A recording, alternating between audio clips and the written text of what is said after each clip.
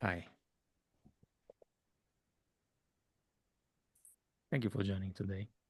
I see some new faces, some familiar faces. Um, Feel free to write in the chat where you are joining from.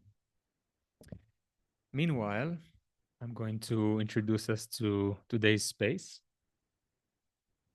Um, and just before I do so, I think it's important to mention, or rather, I want to mention a few things that are happening in the emergent collective. Quite a beautiful experience, I have to say. I have no idea where it's going. I feel like it's something that just kind of happens. Like a lot of things in the biosphere, there is no centralized leadership, there is no particular direction other than open-ended communal exploration of how can we tend to these times of crisis that we are in, not only ask ourselves what are we against, which is pretty clear, but what are we for? What do we want to create? What do we want to build? And how should we go about it? And so far, there are a lot of cool initiatives that are just emerging. Like someone suggested the other day to start a zine, and here we go. We are developing a zine together. Wrote together, co-wrote an intro to the Emergent Wisdom Collective, which was a phenomenal process in and of itself to see how we kind of understand each other and everybody bring their own unique essence and gift and insight and skill set. So yeah, if you want to join that, join the action, contribute some visual stuff, look at what we did so far. Feel free to check it out in the Discord in Zine chat. But also in general, I think this whole process sits very beautifully in the overall life philosophy that I like to engage with, that sees things not as linear progression like a tree from root upwards, but rather as a rhizome, like a mycelial network. Things can be entered to from each direction. It has no beginning or end. Everything is made out of multiplicities, um, and everything is connected to everything. And I think this is what we're creating here, a bit of a rhizome. Um, and I find it really, really beautiful and magnificent to engage with. So, yeah, today, like all of our monthly food forests, is going to be dedicated to a particular topic. I co-wrote a bunch of the yearly topics that we are going to cover with a few people in my life. And then people in the community here kind of had a chance to elaborate on them, to request topics, to kind of comment on some of the things. If you still want to do so, you can go to the chat yearly curriculum and you can see the document with all of the kind of food forests themes that we are going to cover. And you can look it up, comment on them, add some stuff of your own. And so, as you can already see, everything that we are doing here is a collaborative project. I didn't start this because I have something to teach you, but because I really needed to come together with other people to figure these things out because I realized that I cannot do it myself, right? I can't just sit at home with my own library and figure out how to tend to this collective multiplicity of crisis. And so even the theme that I'm suggesting here today is not like it's a bunch of things that came through a bunch of big questions that I ask myself, and of course, yes, a lot of philosophers and thinkers and literature that I engaged with and things that I've kind of um, emergently and intuitively came through by just witnessing how the biosphere works. Nonetheless, this is not a fixed endpoint. I'm like, oh, here's how things are, according to me, or a bunch of particular philosophers. This is an entry point into a rhizome that invites you in, like a song that waits for your words, for your rhythm, for your sounds, right? It's a point that invites you to connect with, to see what resonates with where you are at, with the particular skill set that you are bringing with you, with the particular passions and desires, with emphasis on desire, because that's going to be the theme of today, and how you can plug into it. And so I highly encourage. I think a lot of the way society is structured, we are the way that knowledge or the accumulation of knowledge is structured is a top-down hierarchy, right? Like you study from something, from someone, we are passive, we are consuming content online, we are reading the book as like a passive thing that describes an external world. It's a lot of passivity in it. And I think what I would love to invite you in this emergent collective is to see where you can plug in a unique way, not from a sense of duty, not from a sense of obligation, because who gives a fuck about those things, but because it's incredibly enjoyable, because you desire it, because you want to. And I think every human being, every creature of the earth has this desire flowing in them, wanting to create, wanting to put out, wanting to express life in unique ways. And so that's the invitation. So we are going to develop the theme together today. I'm going to put some things out based on my own learnings, and then you're invited to develop them with me now and also for the rest of the time in the chats and, in your own communities and, all that. So I wanted to talk today about a concept that we started elaborating here in the Emergent Wisdom Collective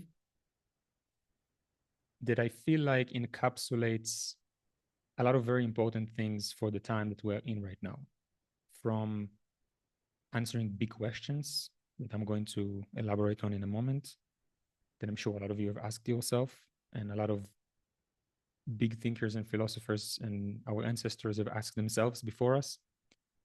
And also give us some kind of not a prescription per se, but an orientation, a direction, an invitation of what can possibly be a new form of politics, a new form of action, a new form of engaging with the world around us and how it is structured right now. And that concept is joyful usefulness.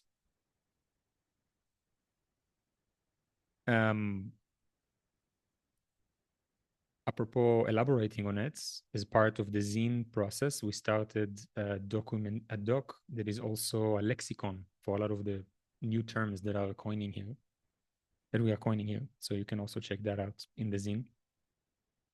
But basically, the idea of joyful usefulness at large is a term that wants to express this very particular way, this very inherent sense of joy that is accessible to every living creature at any given moment, that comes from making oneself useful, making oneself, expressing oneself in a way that benefits their environment, their surroundings, their biosphere, their community in the whole. So that's the thing. We're going to explore that, how we came into that, some of the things that are related to it, and then we can open the space for conversation and we can see what comes up. Sounds good? More people are joining. Let me also pin myself. All right. So over the last couple of years, I have been moved by a few really big questions that kind of informed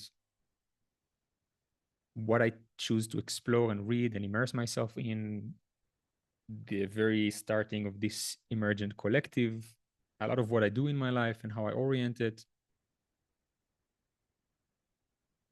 Questions such as, why does fascism keep incarnating over and over again? Why do some of the poorest people in our society feel represented by the systems that oppress them? Look at, I don't know, poor people in the Appalachia that choose like MAGA, you know what I mean? Like people who are clearly are not represented by the systems, but nonetheless feel represented by them. How does that work?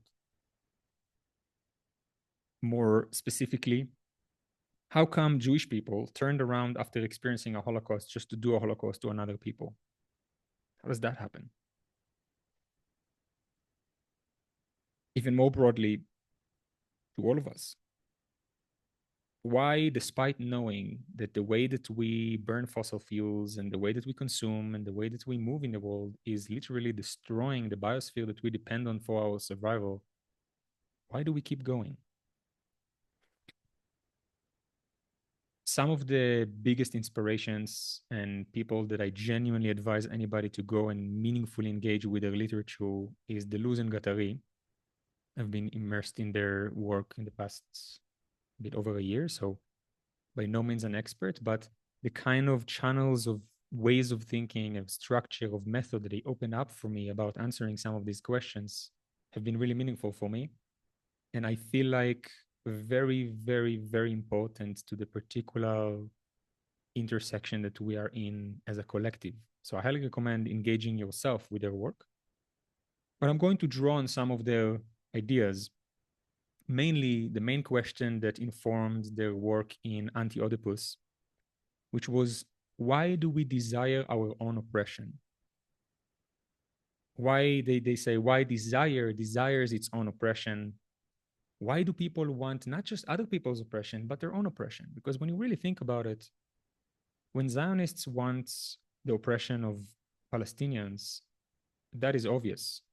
But they are clearly also wanting their own oppression, because having a nationalistic state that is on a constant state of alertness and war is not a thriving way of existing, right?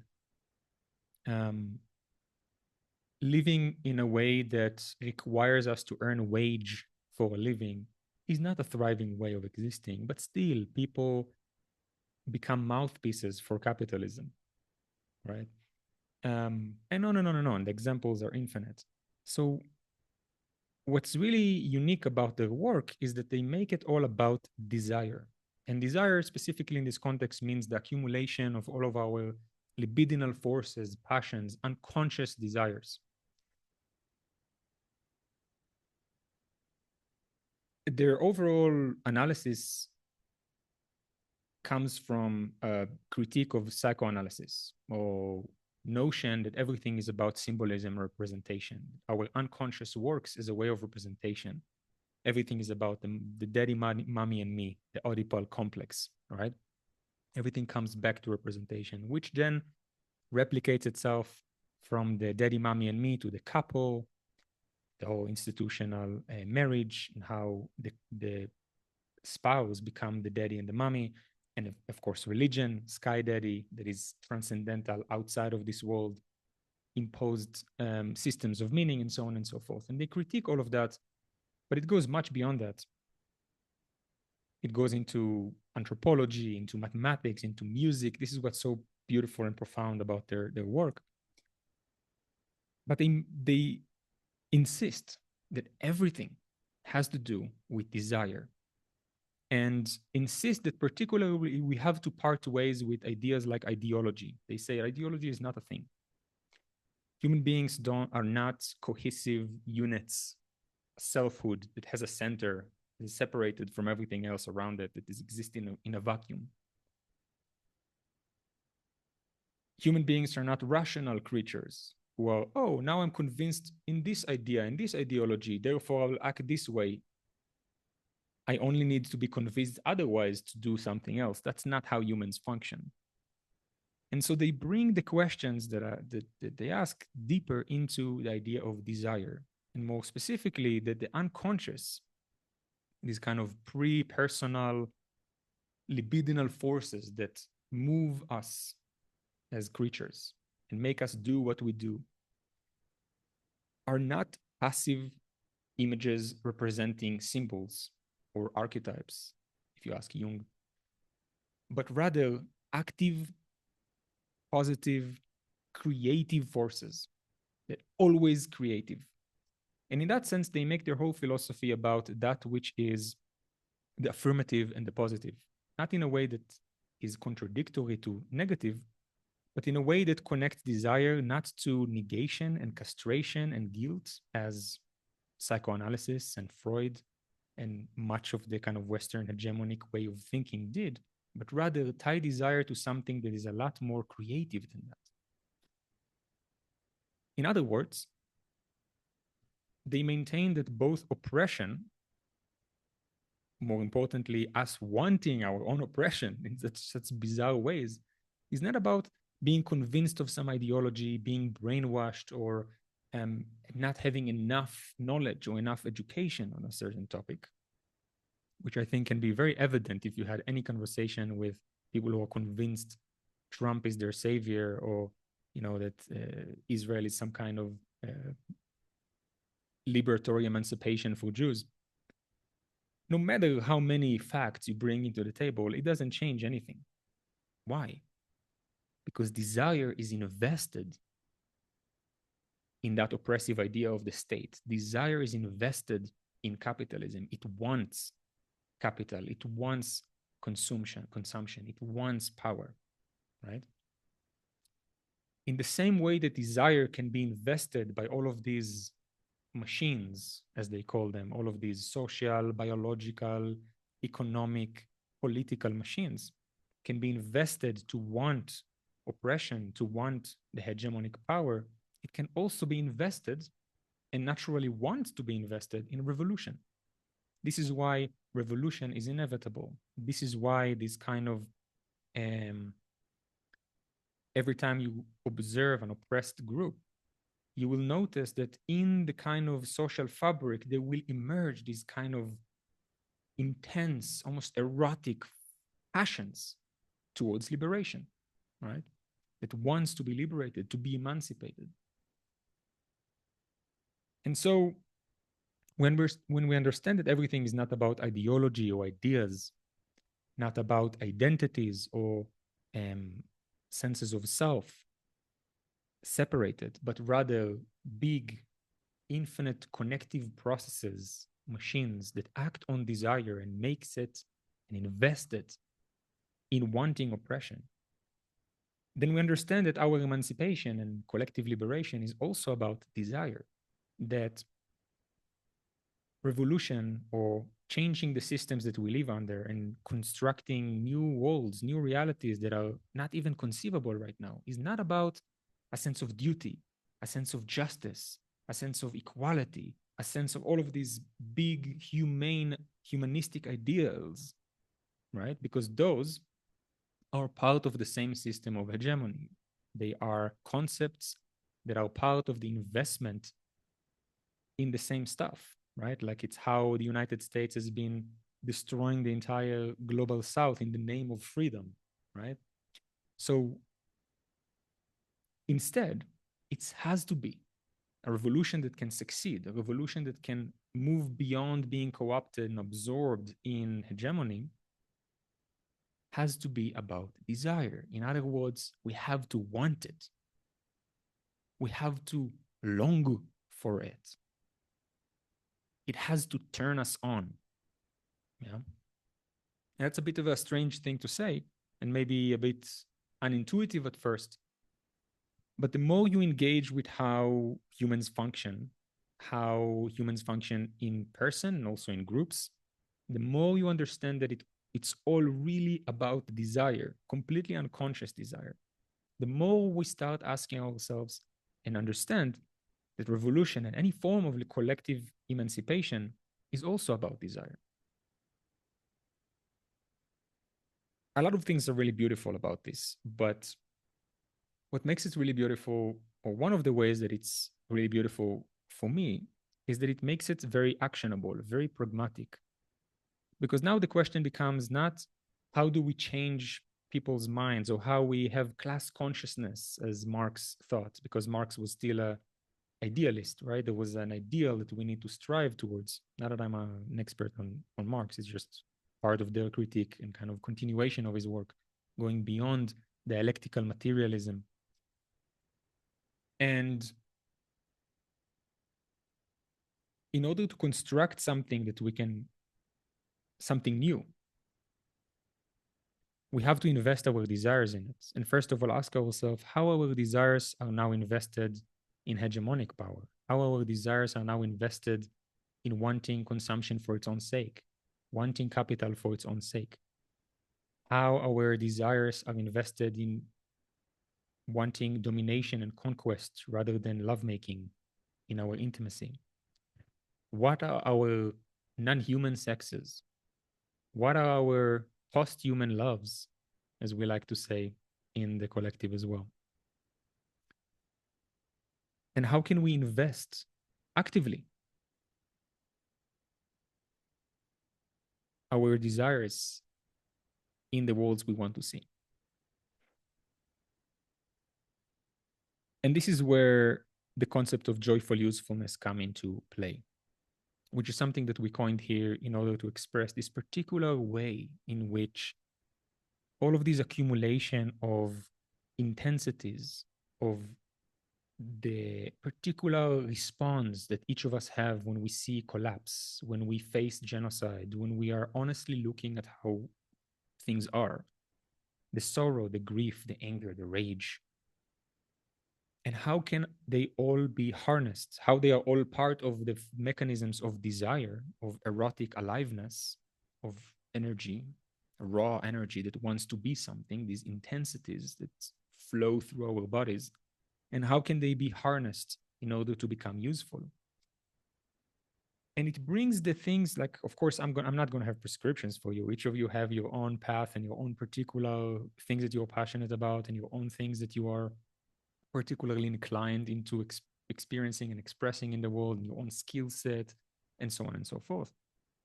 But something that is common to all of us is that when we harness all of these things, all of these desire, all of these accumulation of passions and what makes us move in the world, disinvested from mechanisms of oppression and invested instead in worlds that we want to see, we all experience joyful usefulness.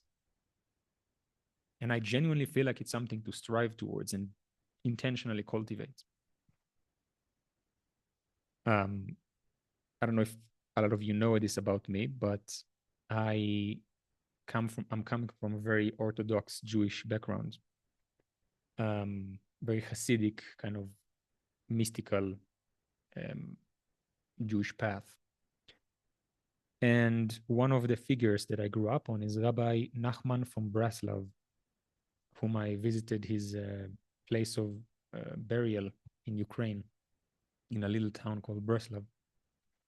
And he said, there is nothing more whole than a broken heart. And I'm not sure that he even knew how profound, philosophically profound that statement is. There is nothing more whole than a broken heart. And maybe it's just my interpretation, because I like to synthesize and make these connections when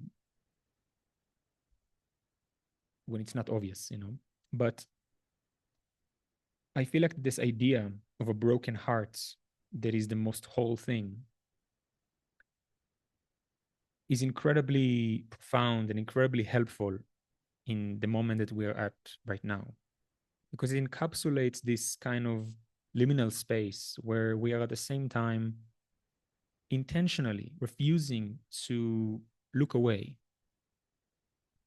to avert our gaze from reality, from the real, from the fact that the biosphere that we rely on for survival is collapsing, from the fact that the very inevitable culmination of the idea of a nation state that we all kind of uphold together is genocide, and it's happening all the time.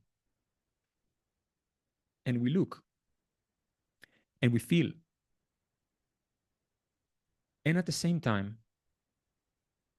we refuse to fall into depression, into imposed helplessness, because we understand that there is nothing more whole than a broken heart, because a broken heart opens you up to the place in which you are not fragments, in which you are not a separated thing outside of other processes, in which you are a process in movement, part of other processes in movement.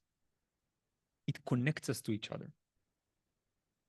I mean, just look at how incredibly connective and synthesizing the pain that we've all been witnessing and experiencing in Gaza has brought together people and synthesized together all of these revolutionary passions, all of these desire that was already there. Pre October 7th, we were for years, whether we are conscious of it or not, have been feeling that something is not quite right. And we are very right to feel so. There is a polycrisis in every level imaginable, and we feel it. And that thing happened in the last 2 years, brought together so many people from so different walks of life, from different places, different communities, different backgrounds, different opinions, brought us together under this realization that things cannot continue the way they have. And I think our job right now is to intentionally harness those passions, not to let them subside into helplessness, into depression, into this kind of impotency that a lot of other revolutionary passions have succumbed to.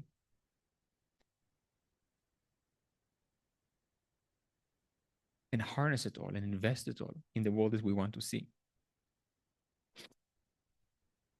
If I already went into some personal story about where I come from, also big parts of my journey have been sexuality. It's been an exploration of field of exploration of mine in the past more than a decade.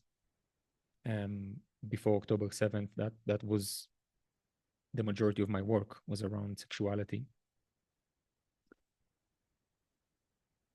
Very much desire, right? It's all for the losing Gatari as well. Everything is about sex. Everything is constantly sexing. Sex is not just genitals. It's the whole process of aliveness that's constantly sexing. Things are plugged into each other, fuck each other, create each other, interpenetrate. At some point in my journey, I also felt very cold. Like at first, my inclination or my pull towards sexuality was from this, or at least I thought, this very hedonistic place of coming from very orthodox, very kind of closed-minded, boys-only, oppressive kind of connection with pleasure and sexuality, and I wanted to explore everything.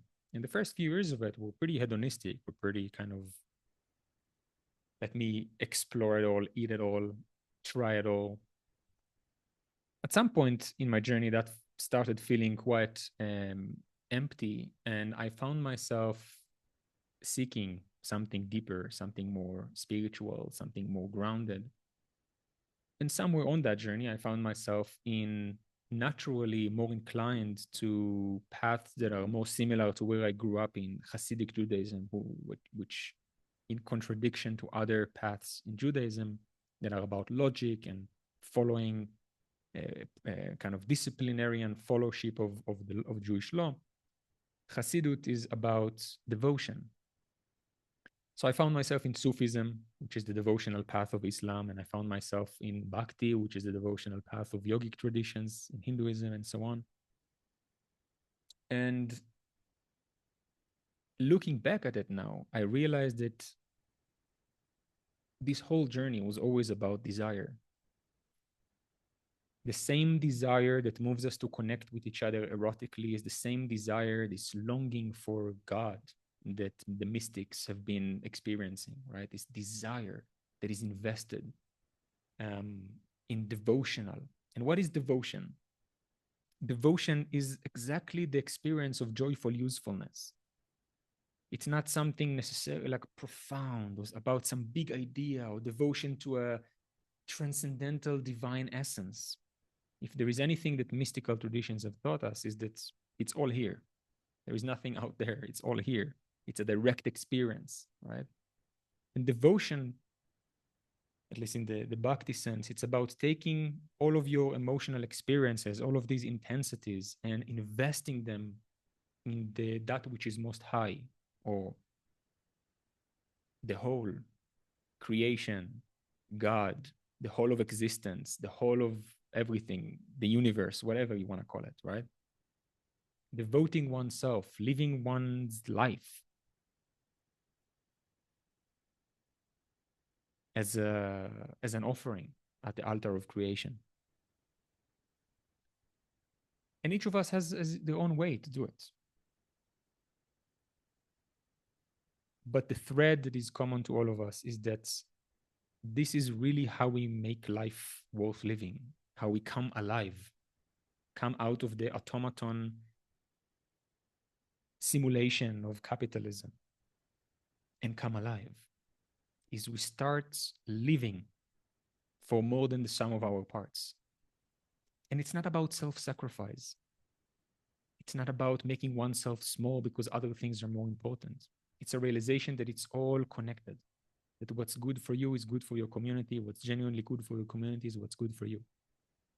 Self-love is not about entrenching oneself in a separated sense of self, but realizing that the same love that nourishes your community, and start asking ourselves, how does my desire still invested in power, in domination, in extraction, from the biggest of ways to the tiniest of ways, in the way that I love, make love, have sex, consume, create, speak, think, walk, touch? And how can all of these intensities that are alive in me can be invested in liberation, can be invested in worlds that I want to see? I love joyful usefulness because it makes things very pragmatic and very right here.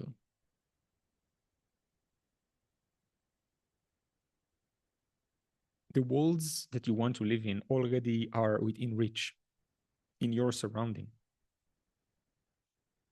The people who are around you are your collaborators. The particular way in which you feel right now, all the intensities that traverse your body, are all of the energy that you need to create those worlds. And it's happening. It's happening right here and right now.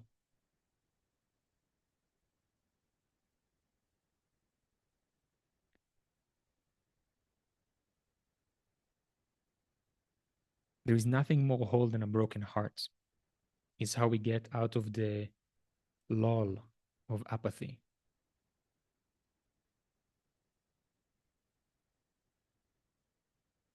Into joyful usefulness.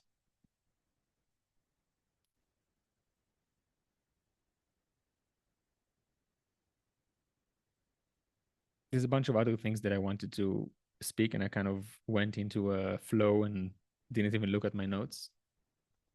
But I also think it's a good time to kind of take a step back and open the space. And I think through your reflections and where some of these things touch you, maybe that could be helpful for us to elaborate further. So let's maybe take 2 minutes, bathroom break, drinking water, whatever you need, and we come back here. Good. Ocean posted here this Howard Thurman quote: "Don't ask what the world needs. Ask what makes you come alive and go do it." Because what the world needs is people who have come alive. That's exactly. um, yeah, so I had a lot of quotes and obviously a lot of notes that I wanted to express. And obviously, this is a very kind of vast thing we can talk about forever. And I felt like my delivery was maybe somewhat a bit chaotic. I hope some of it landed. I'm happy to hear. I would love to hear if you have some questions about particular things that I've expressed. Where did some of that touched you? Any reflections, further elaborations? Everything is welcome. We create this together.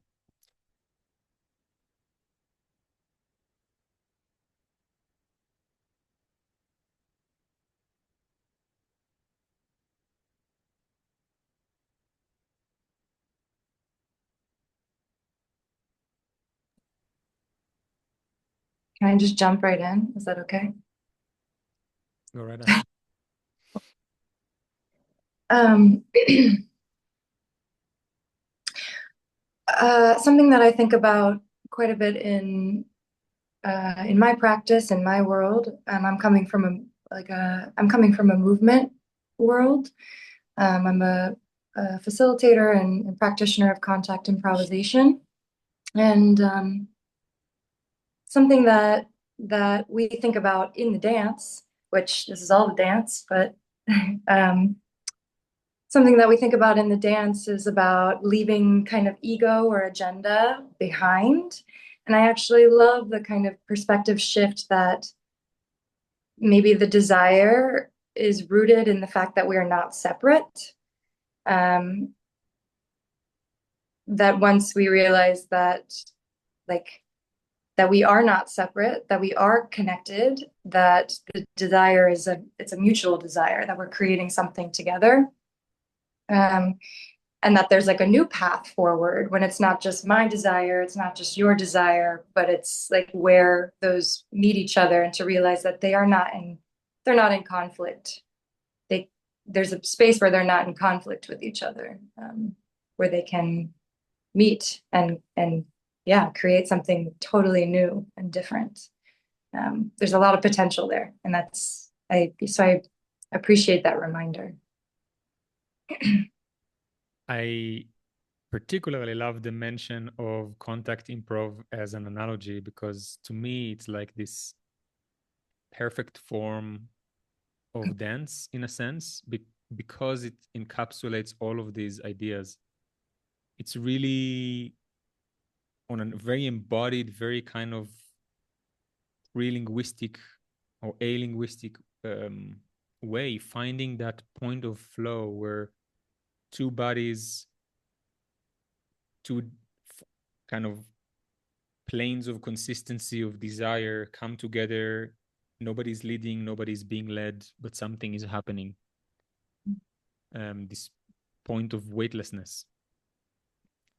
Um, yeah, I love that. I'm also from worlds of contact improv, so Mm, epic. very cool. Sometimes I think about it in the sense of it's not what I want or what you want, but what the moment is asking for. Mm-hmm. When the moment is this kind of amorphic, open-ended rhizome that all of these things kind of converge together, all of the accumulated desires, all the forces that are working on us and through us, all of the particular atmosphere in that room, like all of these things, it's kind of a dissolution of object and subject inside and outside into this just space. And something wants to happen, something that is new wants to happen in that space. Mm.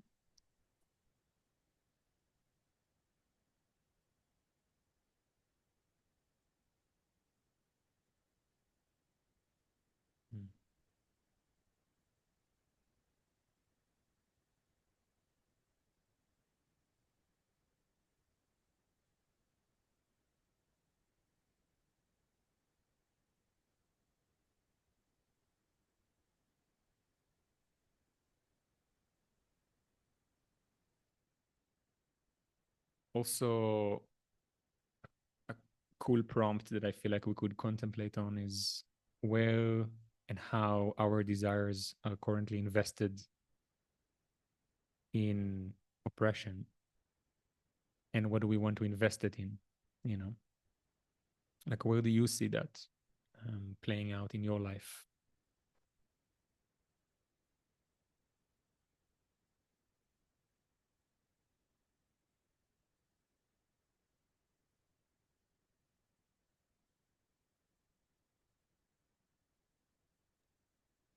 I have an open-ended thought here, thinking about contact improv or spaces where this leaving the ego behind or experimenting with that and finding the moment with others. I'm seeing how that might be possible because of how we create a container for that to happen, or a space for that to happen.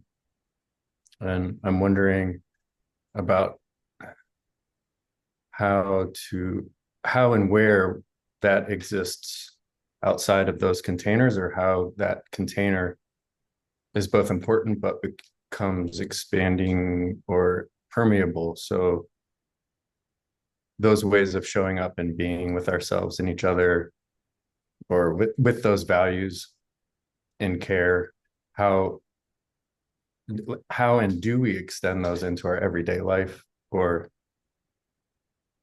does it almost prohibit that sometimes if we have this thought, this happens here in the dance, but not in everyday life or in other situations? So how could that be like, as I was hearing, a revolutionary passion that starts to have a flow and a momentum, but how, if it's seen only within that container or under that, within those forms, how could it almost lead to revolutionary impotency? I love that question of spaces, because all of this kind of way of being of talking about desire and joyful usefulness relies on an overall understanding that humans are not acting of their own pure agency. There is no such thing. Neither are states. It's just all of these aggregates that are connected to other processes, and we are products of these systems and products of our material conditions. And when you see a person wanting their own oppression, I don't blame them, right? Like, that will be futile. I hold them responsible, of course, for their actions, but at the same time, I want to understand why they act the way they act. Why do Zionists desire not just their other people's oppression, but their own oppression, right? What do people start not just want the oppression of immigrants, but also vote for something that is directly hurting them as well?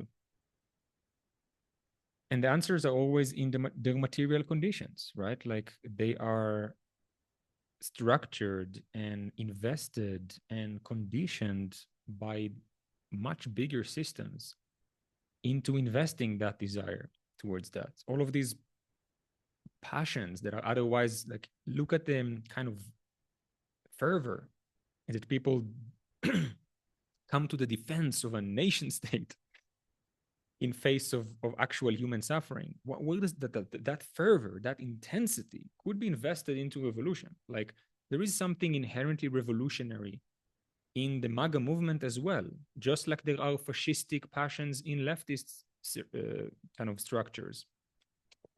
It's all playing out, and in different material conditions can channel things. And if we understand that, then going towards changing the immediate material conditions that invest desire in that way is utmost importance. And then the question becomes, how can we create spaces in our own environment that produce different material conditions? How can we come together to very pragmatically take care of each other's well-being, of each other's immediate conditions, of each other's food supply and water supply, right? How can we create situations in our own lives and for people around us that are less dependent on the material conditions that organize us to desire consumption, organize us to desire capital, that organize us to desire power? And then this contact dance can happen there, And then there is this, like, oh, there is all of this space for desire to go towards, and this is what's so enclosing in capital, is that it just constantly produces material conditions that keeps producing its own thing. Like, it's just so fucking crazy. And so orienting towards creating different spaces, I think it's phenomenally important. How can I become less dependent? And how can I make people around me less dependent on these material conditions? And I think that is incredibly within reach. It is. There is enough. There is enough. If you can't go and buy land yourself, gather a bunch of people and do it together. Start gardens, collect water from the sky, right? systems of well-being, right? Like instead of this kind of enclosed, like one-on-one, going to the therapy, sitting on the analyst couch and being oedipalized into capitalism and being better functioning in a very dysfunctional society, let's come together to take care of each other's well-being. Let's do group therapy. Let's go to the meadow and start dancing and singing together. Like, let's do sorrow expression rituals together, whatever, right? Like all of these things that are existing. Like this is not some future ambiguity. This is really very much within each and every one of us reach. And this is why joyful usefulness is so profound and so like immediate, I feel.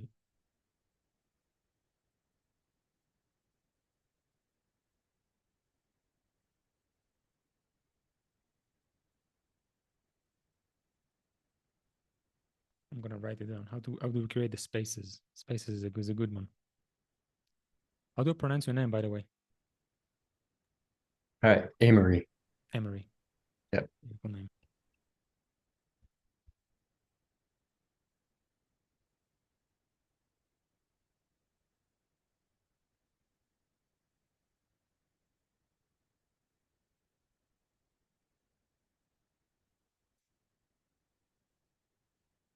Anybody else? I feel like I've been talking a lot.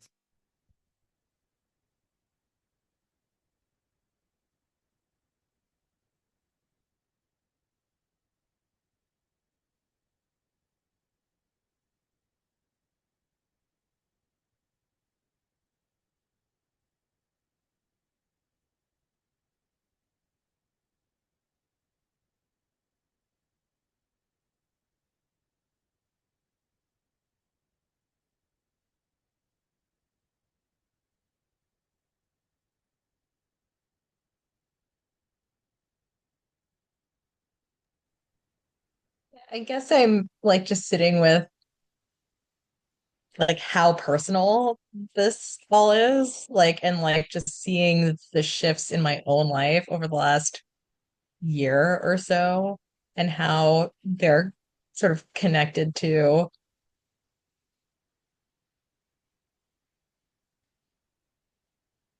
just making like being transgressive, like doing things that are like that are maybe like bad or frowned upon by society, but that like feel really right.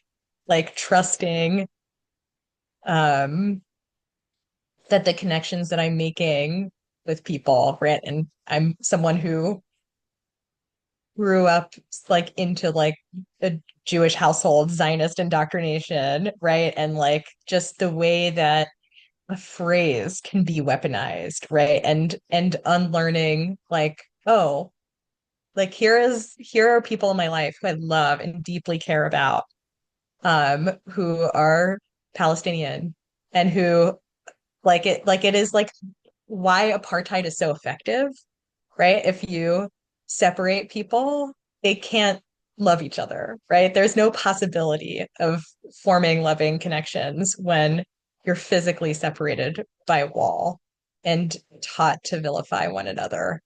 And it's been through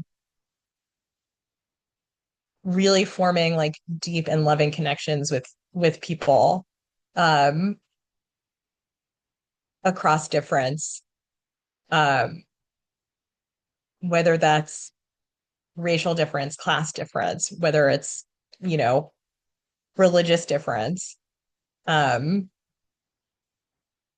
that has been most transformative for me, right? That has like made me like drop all of my conditioning around like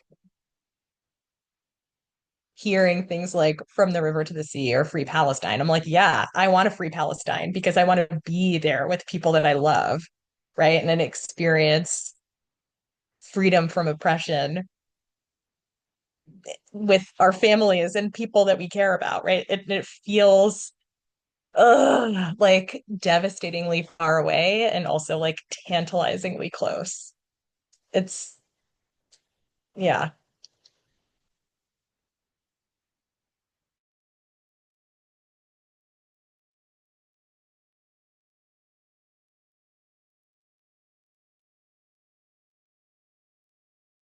I'm looking at your shirt, Amelie. It says radical belonging. And it reminds me that, the kind of orientation in this space is always to ground everything in observable ecological principles. And so something that I did write in the note and kind of forgot to mention is, and it's also something that we can open as a question here, where does this emerge in the biosphere? And I think it very much does. Joyful usefulness. Not perhaps in a conscious way necessarily, in an unconscious, pre-conscious way, but the way that desire plays out in the biosphere, the way that things just desire to exist, to assert, to express life in all of these myriad of ways, and how everything has a function, has a use, right? In the biosphere. And that is the very process through which life happens, right? There is this, of course, because our sciences and a lot of our ways of thinking have retained a lot of these kind of conceptual worldviews of lack and guilt and castration that are associated with desire, right? Desire as something to want, not have, right? Like, look at how capital is selling us a lifestyle. You need to buy this car because then you will have all the women, something, right? Or then you'll be happy. Or then desire is tied to lack in the system of capital. It's what you don't have. And something that in joyful usefulness, the work in the losing Gatari and in general, is the idea of liberating desire from lack, from guilt and castration. Look at the whole relationship that kind of Abrahamic religions have with God, in the sense of the kind of a domineering, dominating sky daddy from above, imposing. I think out of all the three Abrahamic religions, Islam retained as a lot less of this kind of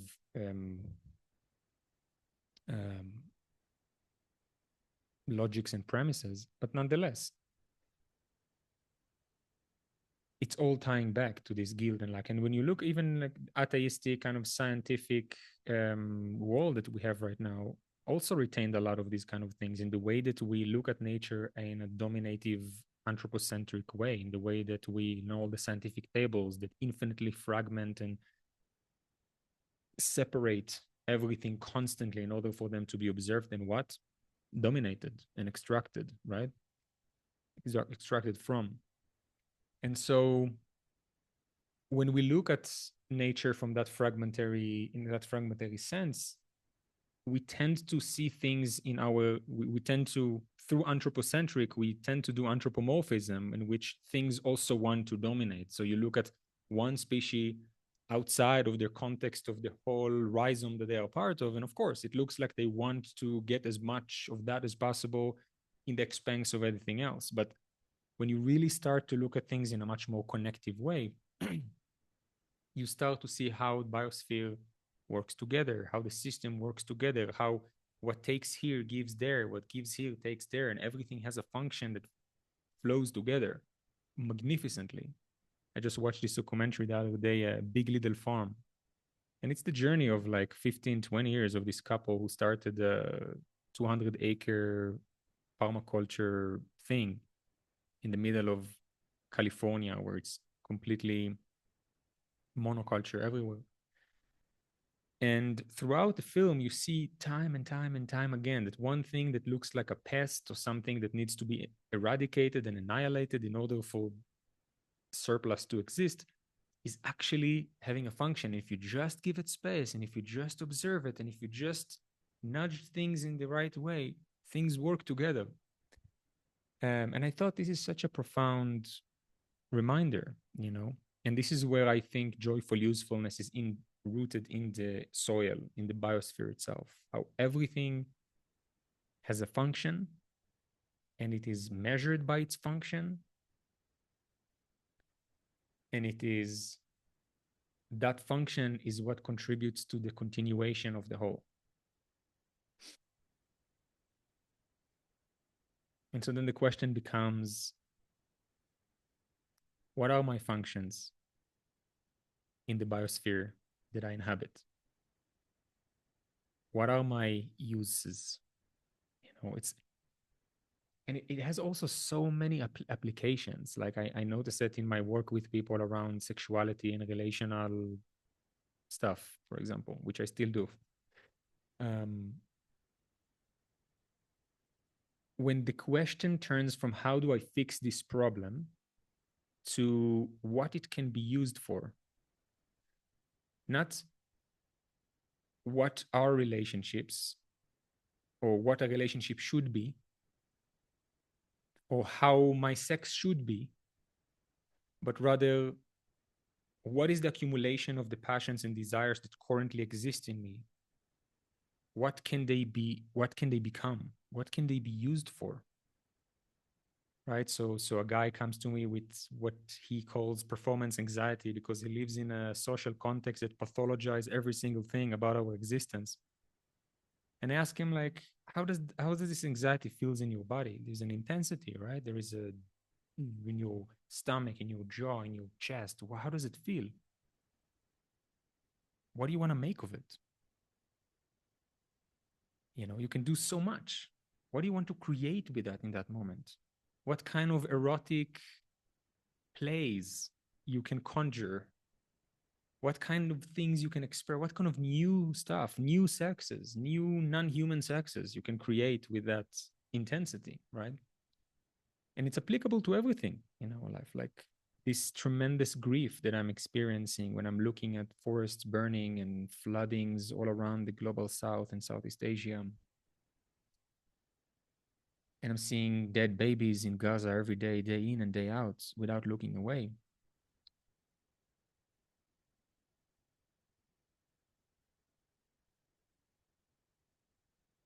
I'm asking myself, what all of these intensities want to be used for? What do they want to become? It's not what is a perfect revolution, but what are the revolutionary passions are used for, right? What is the usefulness of this thing? Which, of course, if you are part of the weekly readings that we do in the Ecology of Freedom, he's talking about this concept of usury that was part of organic societies, of how instead of ownership, you had ownership based on use. Nobody owns anything, but it's based on what things are used for, right? Again, very grounded in ecological thinking. It's not about imitating some kind of perfect image or an ideal of how I'm supposed to be, or how I'm supposed to act, or how my sexes should look like, or how relationships should function, or how revolution should be, or what activism is. It's a very much pragmatic, functional usury of like, what are all the accumulation of my passions and desires and longings and particular amalgamation of nervous system configuration. What is it? What does it want to become? Right? I find it quite beautiful.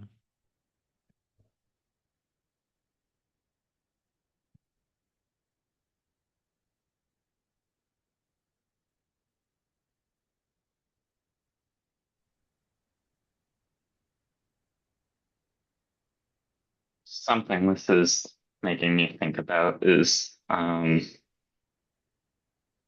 like dialogues I've been reading or whatnot about kind of debates around like decolonization as it relates to BDSM or that sort of thing, where there are people on one side who will say like, oh, BDSM is kind of maybe perpetuating a sorts of oppressive dynamics or rape culture is maybe just a playing out of trauma and not really a way to healing, and then other people who are like, no, this is very healing and whatnot. And like, I think some distinction that comes up most clearly for me is that I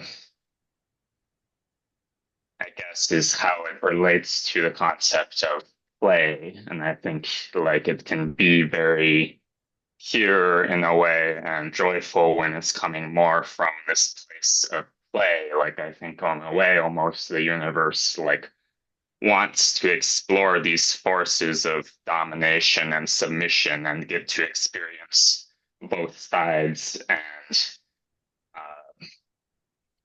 And there's, you know, kind of there's some harmony that can exist there between those forces when it's being met in this sort of place of playfulness more so than um,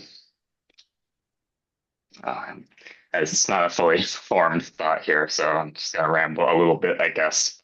Like something that comes up a lot is like thinking about different types of DOMs, and there's like kind of the one archetype which is like very trustworthy, I think, of like kind of just that's very much embodying these ideas of like male domination and stuff, and the DOMs who just kind of think like, oh, like, you know, what this is all about is me getting to have power over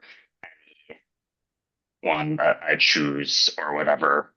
Versus on the other hand, there are people who will describe as service tops, where it's like, oh, you know, I'm here to perform the role of dominations, but only in the ways that the submissive person specifically wants to experience. And it's so then I think in there's an understanding almost of that there can be the joy and the pleasurability in surrender. And maybe looking at the systems of domination in our world, though, I see something different, which is that domination comes not from like a desire to fulfill someone else's desire for surrender, but rather it comes from a fear of not wanting to ever be in the position of submission or surrender for oneself. And there's almost a disconnect of like not realizing the pleasure that can exist from either side of it when it is, you know, coming out of joy. But when it's coming out of fear, then of course you only want domination. This reminds me of Foucault. Yeah. And how like on one hand it's like his whole shtick was like everything is power, and then he was like leather top dom, which is funny. But also I love how all of my favorites things like contact dance and king and revolution are coming together in this conversation. And yeah, and I think very much so. I don't have any kind of final thoughts about the particular role of erotic power play in this whole thing, which is something that I do think about a lot. But I want to second what you said about the use. You know, it's these forces exist. It's not like domination and oppression is unnatural. Everything that exists in the biosphere. Nothing is outside of nature. And I think this is something that's a little bit hard for us to grasp. We think about revolution or in this like kind of perfect utopian natural way, or as ecology in this like benevolent sense. But no, all of these forces that we see around us exist. They come from somewhere. And the losing Atari also explore that a lot in kind of anthropological sense of how the potential for what they call the state as this kind of formation of hierarchy and power existed in organic societies of pre-capital organic societies. It's not that it wasn't there. They just had social codes to keep it in check.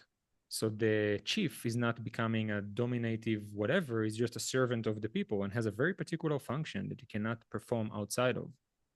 And what do we do with surplus? We burn it or give it as offerings to the goddess. We don't accumulate it. So they had these codes that help them prevent the state from forming, but it's very clear that there is this desire, the potential for desire to go towards power and domination. I don't know if it's right to say it, but sometimes I'm thinking about the kind of the blue algae that dominated this planet a few billion years ago and kind of destroyed all life on Earth and took over the entire planet and changed the atmosphere from CO2 based to oxygen based for most living creatures.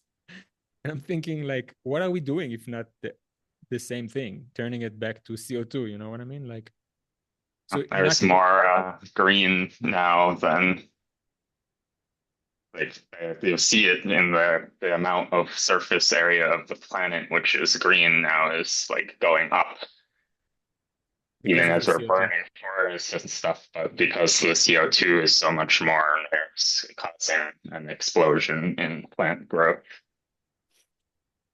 And I think these kind of post-binary, post-dichotomy, rigidification of thought are super important right now, because how can we imagine something that is better, different, something that wants to become, if we are stuck with these kind of constant binaries of good and bad inherently, you know?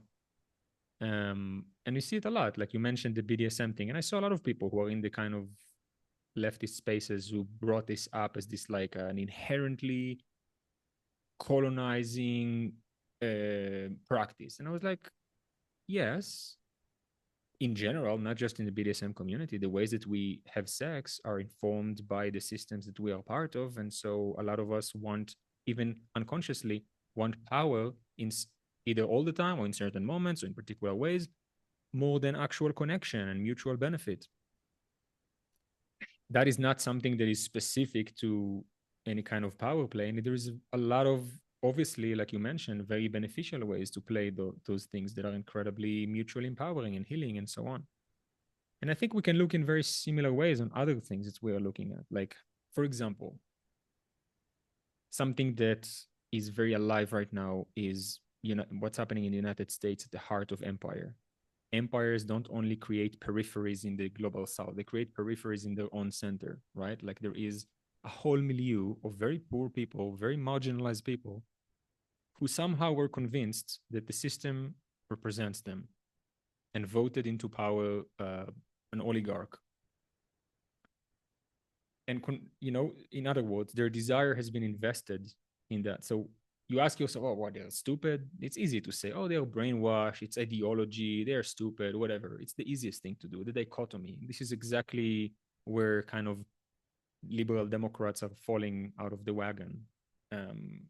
It's rigidifying another dichotomy. It's not this, it's that.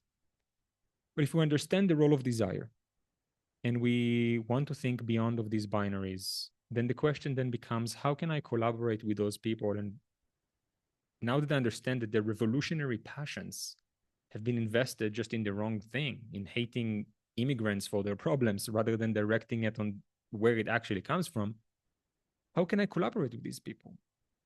Can I, you know, if you're surrounded by people like that, can we create networks of mutual aid? Can we collect water together to create water sovereignty? Like these, like I've having conversations with these kind of people, and they are like this close to being right on the same page with you. You say them like, you tell them like, fuck all these like big companies and corporations and whatever, and they are like, yeah, right. Like the passion is there, it's just being used towards something that is impotent and counterproductive. And I think it's very hard to impossible to gather enough solidarity to direct enough evolutionary passions towards revolution if we are infinitely fragmented in all of these kind of ways, even within leftist circles. Like, you know, for some people I'm posting too much stuff, for other people I'm not posting enough stuff, and like it's there's like infinite kind of fragmentation of everywhere. And I My desire, pun intended, with joyful usefulness is to try to elaborate a direction that is not in opposition to anything, but it's imagining something new, you know? Okay, you think that this system represents you. I'm not going to fault you for that, but can we create something together? You know what I mean? I don't know, just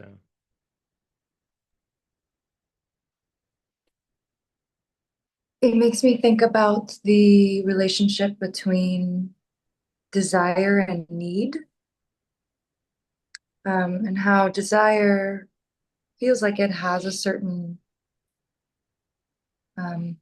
charge behind it. It has this passion, this force behind it, and how sometimes if we're looking underneath desire, then there's also there's a need there, and it's like if maybe our needs are the same, and then the desire is taking us in kind of different directions. And I guess I'm thinking about like where, like what that connection point is, or how that shows up, or where we're like, okay, but what's the like what's our need that's here, that's mutual. And I appreciate the desire piece of it too, because that feels so in the same way that need is human. I mean, we have basic needs to feel secure and safe, and food, water, all of these things. And desire also is such a human, very personal thing, very super personal, very, very personal thing. Yeah. I mean, I think need is more conscious than desire. It's like almost desire kind of comes in a much deeper unconscious layer of it, because needs can consciously be like, we can be convinced that we need that thing, that truck, that house, that immigrants away from the country, whatever. You know, we can desire functions in a much more a pre-personal way. It's not I desire. It's desire exists and it moves your body somewhere. It's before it has a person. It doesn't have a personality. It doesn't have a conscious direction yet. And this is where these systems of hegemony come in and direct it. And it's like, oh yeah, you need this. And it's tying desire to lack. Oh, you need that thing. Then you have that thing. Then you need this. So the work is like, how do we disinvest desire from lack? Maybe desire is not something that I need because I don't have. It's just an intensity. It's a creative force. And it goes to both directions, because it also takes away from this idea that fascism is purely destructive. No, it's creative. It's desire forces that have been directed towards creating fascistic world, right? And we can disinvest from that and put it into other creative uses, but neither way it's creative. There is no lack in it. And I think this is where it's kind of different from need, at least for Deleuze and Guattari, you know? Because there is this conception that politicians speak to people's needs, right? I'm going to help you get this, that. But no, when you really listen to the message, the message of Harris and Trump were very, very similar. What it was different is how it's investing desire. There was something erotic in Trump's campaign that didn't exist in the Democratic campaign. The Democratic campaign was like negation. It was not Trump. But that's not engaging desire in anything. It just circles in emptiness. Why Trump movement is so successful, it's because it harnesses people's desire, erotic desire. It has passion in it, you know? And we need to learn to do the same thing about revolutionary stuff that we actually want to create. It needs to be exciting, you know? Just makes me think about like how much desire when so much of what humans like would naturally desire is completely taboo, right? Like, oh, I can't actually desire this thing that my body really wants, right? Like, think about all of like the closeted, like queer right-wing politicians, right? Like whenever like the Republican National Convention ends up going to a city, they like break Grinder every time, right? Like there's so much Exactly. um desire that is unstoppable, right? Like that that has to go in a place, that has to move in a direction. But when the taboos on like what are actually probably like really safe and fine desires, like being queer, like being into kink, right? And if done with care, right? If done with centering humanity, right?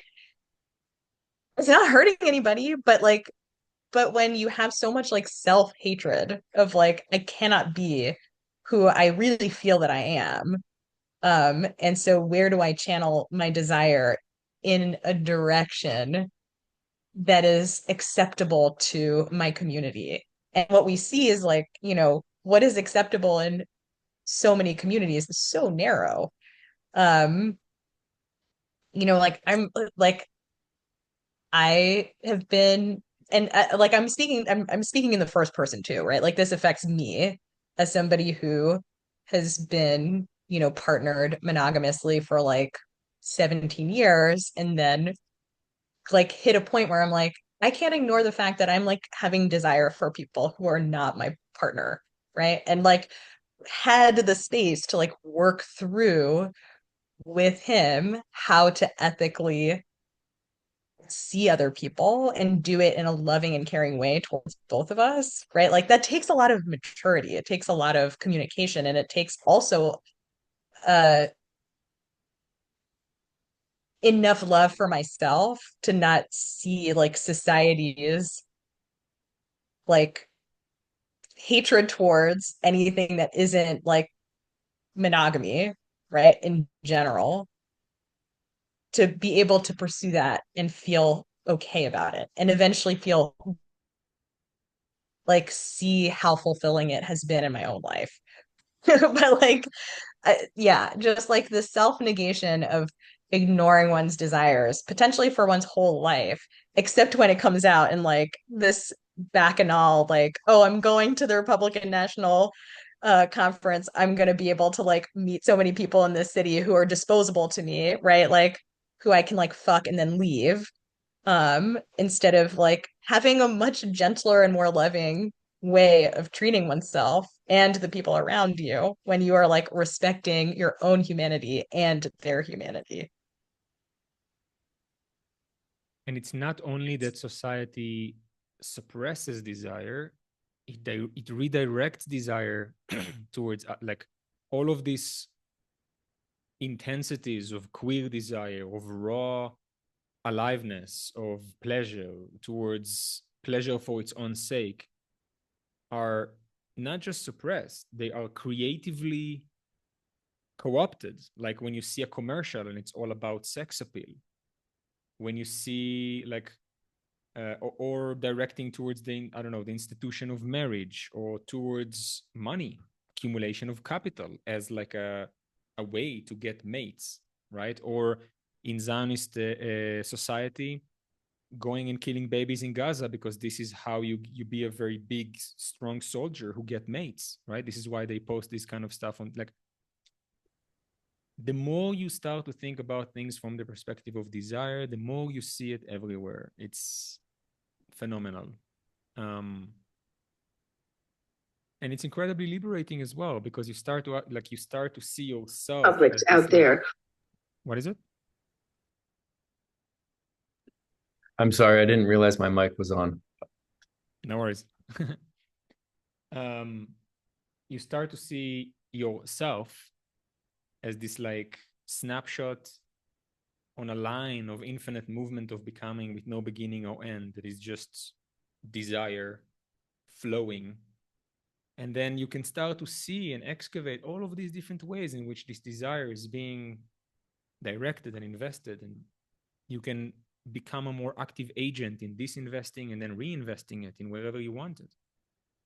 Like, how fucking magnificent it is to grow food, you know, to engage in intimate love genuinely. Just this, you know, lovemaking that you lose yourself as a center. And it's not about trying to achieve an orgasm or get to the thing or perform a certain thing or preserve the marriage or whatever. It's just this pure, unadulterated, playful aliveness that just like contact dance, you know? This is the kind of revolutions that we are conceptualizing, no?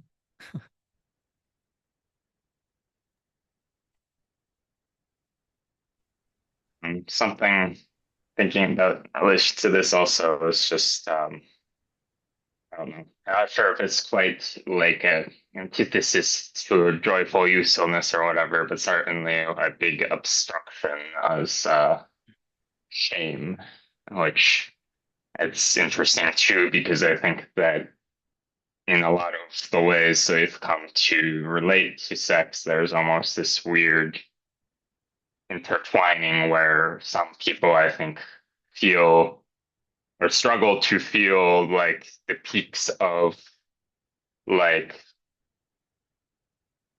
erotic desire or whatever without having shame in the mix. It's like they almost need, I think, with like the RNC example or whatever, that there's this strange conflation that like because there's been so much shaming of sexual desire and stuff in our culture, it becomes intertwined in a way where shame itself can be sin, but then it's also very much to if you're trapped in that place where you need the sense of shame to feel the sense of sexuality that's like very like obstructive towards being able to experience a more expansive, liberatory, joyful form, like that can be more just directly authentic in relating to your desires. And yeah, I don't know. I think it's interesting too because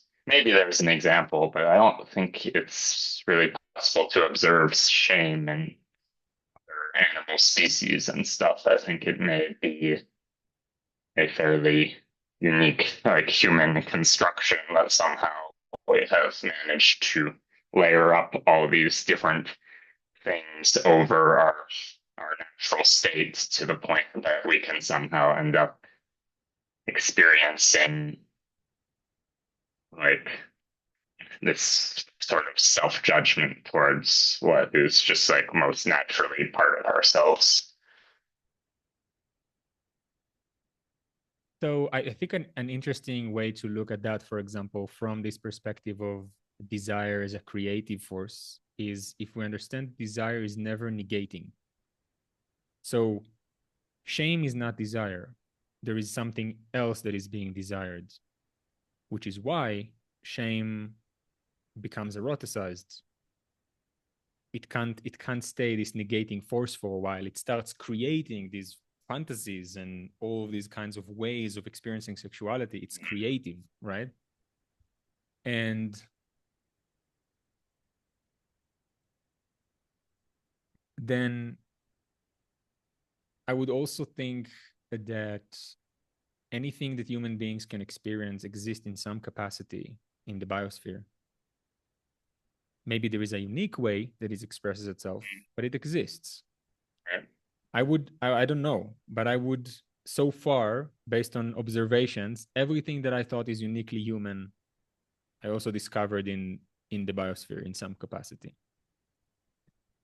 Yeah, Um, definitely challenge. Sure, I'm very open to challenging that idea. I just can't think of an easy example of what shame looks like for some other species or whatever. But I don't know. I also realized that maybe part of the appeal of shame is actually around like tension and release, and tension and release is itself like a very like natural sort of like that makes sense. And shame is like a very interesting, peculiar way to achieve that tension and release that maybe comes with a lot of sort of unhealthy side effects, but maybe at the more base level, the reason people like to intertwine sex and shame is because of that sense of tension and release, that shame creates the tension, and then doing the thing anyway that you feel shame about creates the release. And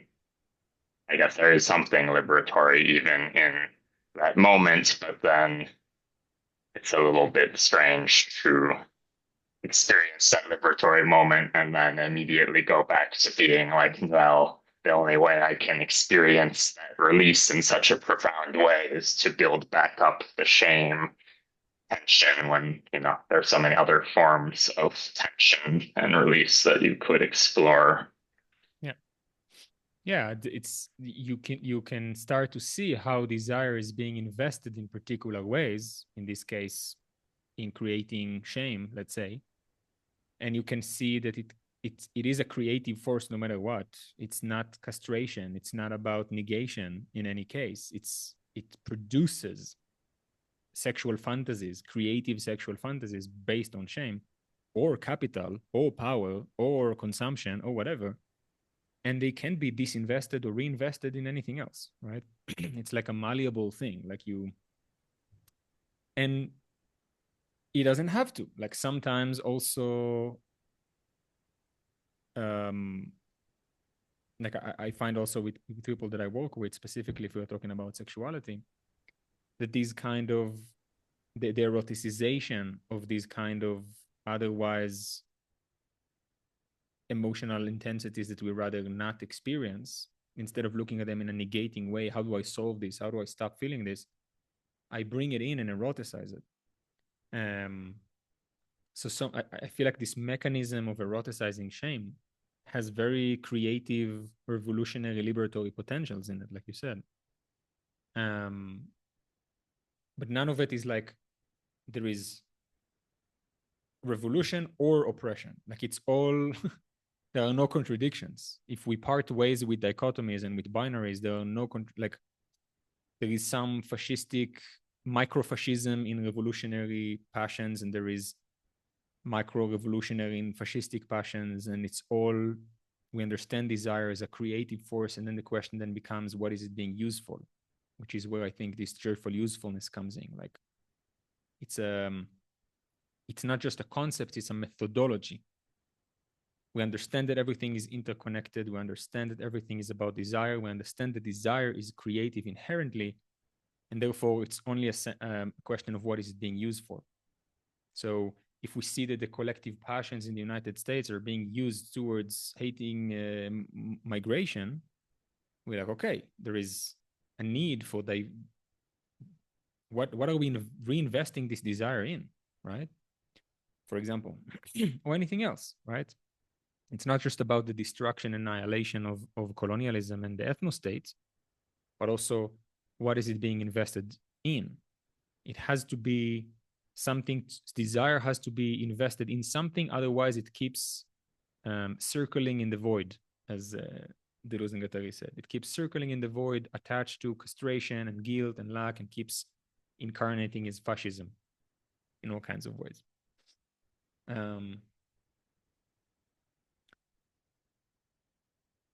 I think it will be really, really cool if we take some space after this call, because I know sometimes talking can get like a bit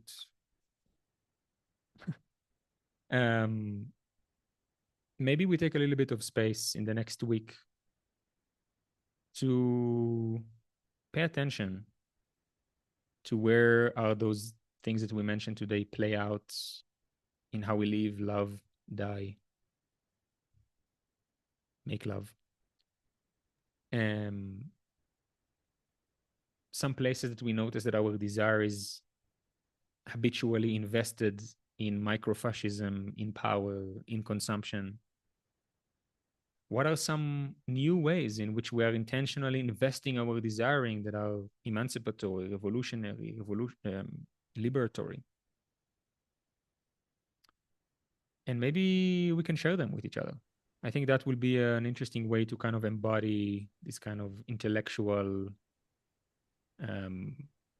exploration. What do you think? I have a song that might be a good brainstorming song for that kind of like self-reflection, or if you wanted to use it in a group. I can send the lyrics in the chat, but it's one of those songs where there's a fill in the blank element. It's a song by Alexandra Blakely, who lives somewhere in the Pacific Northwest. So I'll just sing it, and then I can send a recording of it in the Discord as well. So the words are, I love being alive because of blank. And then it says that again. And then it says this for the ancestors, this for the relatives to come, this for all the new stories, this for the revolution. So it'd be something like this. So if I'm singing about like plants or songs or food, I love being alive because of food. I love being alive because of food. Food for all the ancestors, food for the relatives to come, food for all the new stories, food for the revolution. I love being alive because of food. And then you just keep going like around the circle with different people suggesting why they love being alive. So could be a good brainstorming song. Thank you. That was great. I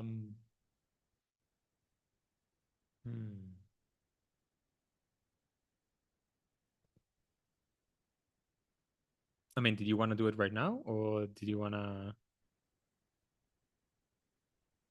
Because I'm down.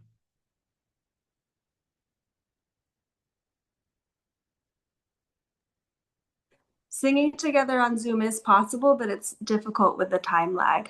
So it would have to be each person unmuting one at a time. Yeah. Um, What about you guys? You're ready to get embarrassed together?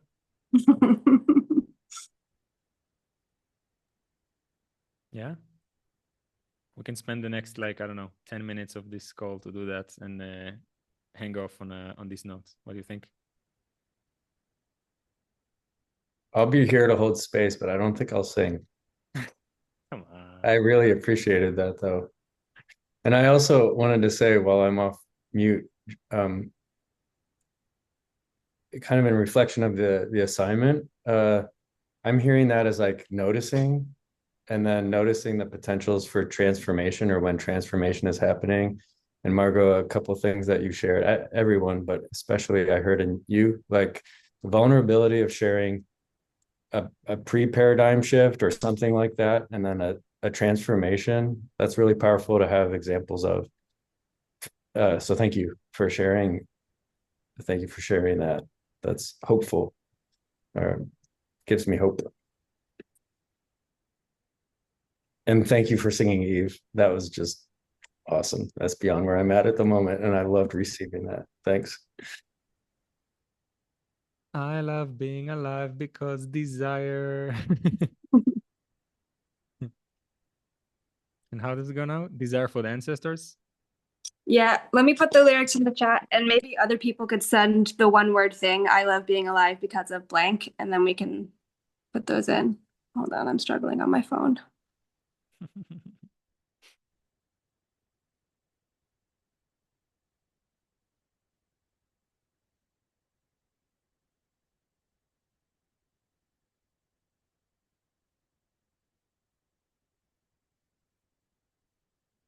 Talking about investing desire, after this call, I'm going to plant more trees in my food forests. And finding all of these I have lists of all kinds of herbs and legumes and all kinds of things that particularly go well with each tree. So they're like good friends. So trying to find them. And that's super fun. Hopefully I'll be able to feed all of my community here in a few years.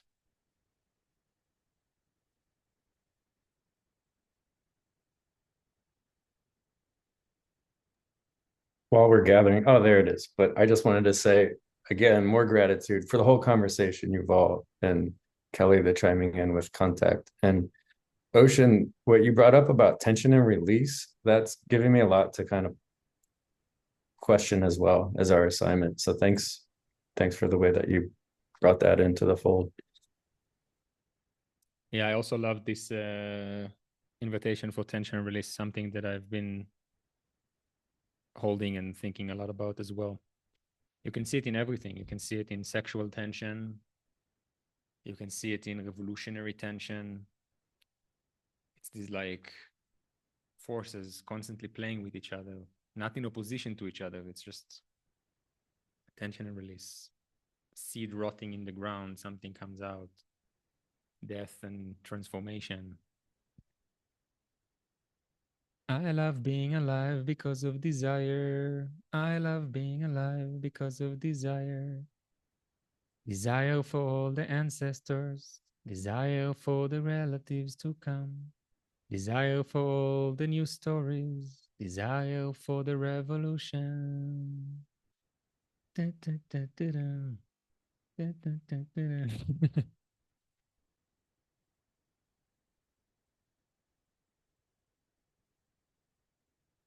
The revolution will be cringe, or it will not be at all.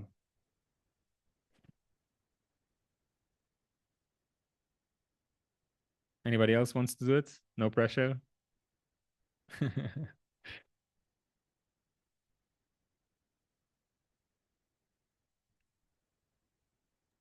All right. I'll do another one. I love being alive because of songs. I love being alive because of songs. Songs for all the ancestors, songs for the relatives to come, songs for all the new stories, songs for the revolution. I love being alive because of songs. Yes. Yes. Part of the notes that I took for this thing was that your particular response is raised as a harmony sung collectively. Hell yeah. Okay. Did anybody else wanted to sing, or should we end for today? Okay. Thank you everybody for joining. Thank you everybody for being here in physical presence. New people, people who've been in previous sessions as well. Thank you for everybody who is watching it after, which is, I think, most of the people. And this is a bit vulnerable, but if you can and if you want to help me pay my bills and continue doing this work, it's pretty much the main thing that I'm doing right now. And if you can, and if you want to, and if it works, you can support me on Patreon or even a one-time tip. That will be much appreciated. And if you can't, that's fine too. I would continue doing this no matter what, because that's what my desire wants to be invested in. Yeah. So thank you. What's the best way for us? Thank you, Yuval. What's the best way for us to find that and support you? And Got a link for us here? If you want to support me on Patreon, then you can find it in the Discord in a chat called Reciprocity. There is a link there. That would be amazing. I'm gonna rather restart the tradition of doing Patreon only like sessions, which are more like hangouts, and then patrons can request particular things that we can explore. We've been doing it in the past year and a half, and then stopped to start this, but then I'm gonna go back to that. So that's gonna be fun too. I'm gonna start next Sunday. All right, everybody. Thank you so much for being here. Much love to all of you.